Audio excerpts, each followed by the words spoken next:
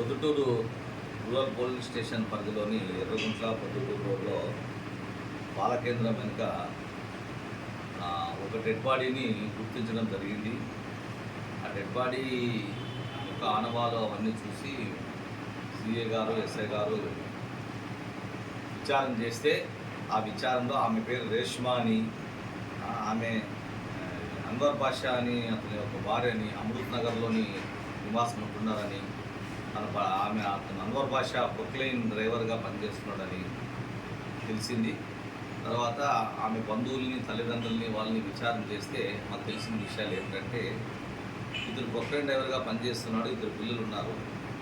ఈమె కొద్దిగా వేరే వ్యక్తులతోన అక్రమ సంబంధం పెట్టుకుంది, ఫోన్లో మాట్లాడుతూ ఉంది అని చాలాసార్లు మన ఇద్దరు కొట్లాడుకోవడం జరిగిందని వాళ్ళు పేరెంట్స్ చెప్పారు, బంధువులు.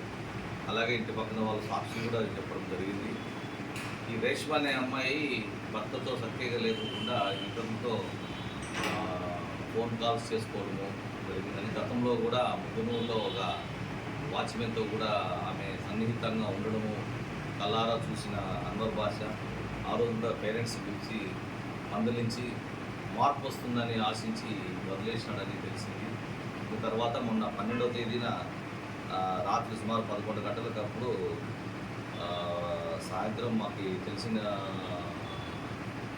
విషయం మేరకు అక్కడ పోయి చూస్తే డెడ్ బాడీ దగ్గర ఆమె మొత్తం చున్నీ గొంతుకు పెట్టి చంపేసి బలవంతంగా ఉన్నట్టుంది. ఇతని యొక్క ఆచూకీ ఆ రోజు నుంచి కనపడలేదు. తర్వాత మేము అనుమానం వచ్చి ఒక టీమ్స్ ఫామ్ చేసి సిఏ గారు, ఎస్ఐ గారు నిన్న రాత్రి పట్టుకోవడం జరిగింది. సో అన్వర్ బాషాని క్షుణ్ణంగా విచారించి అక్కడి నుంచి కొన్ని విషయాలు రాబట్టడం జరిగింది. అప్పుడే ఇప్పుడు చెప్పిన విషయాలన్నీ తెలిసాయి. తన భార్యలో మార్పు రాలేదని, గతంలో కూడా ఇలా జరిగిందని, ఇప్పుడు కూడా మార్పు వస్తుందంటే మార్పు రాకుంటున్నారని, ఎంత సర్దుకోపోయినా కూడా అతను ఆమె వినడం మార్పు రాలేదని, ప్రవర్తనలో కూడా మార్పు రాలేదని, ఈమెను ఎలాగైనా కానీ ఇంకా చంపాలనే ఉద్దేశంతో చంపి తన పరువు పోతుందనే ఉద్దేశంతోన చంపి ఆమెని చున్నీతోన ఊరు బయట ఇసుక దగ్గర కొద్దిగా అటు ఇటుగా ఇసుకని కొద్దిగా కుప్పలాగా పెట్టేసి ఇమ్మీడియట్గా పారిపోవడం జరిగింది. పోలీసులు పట్టుకున్నారని నిన్న మా యొక్క టెక్నాలజీ మేరకు, ఇతర సమాచారం మేరకు, ఇన్ఫర్మేషన్ వరకు నిన్న అతన్ని అరెస్ట్ చేయడం జరిగేసి కన్ఫెషన్ కూడా రికార్డు చేశాము.